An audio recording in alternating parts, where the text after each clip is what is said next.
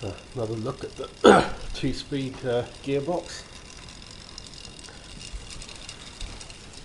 It's in a bus chassis. We've got some kids coming the weekend, so I'll finish the bus. But the important bit is this.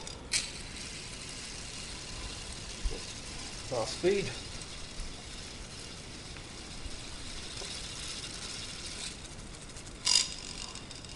Slow speed. Quite powerful too. The bus is set up for running outside on bad ground, so it is low geared.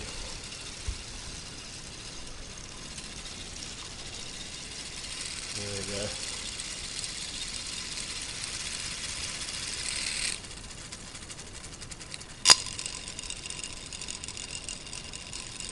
Slow speed, fast speed.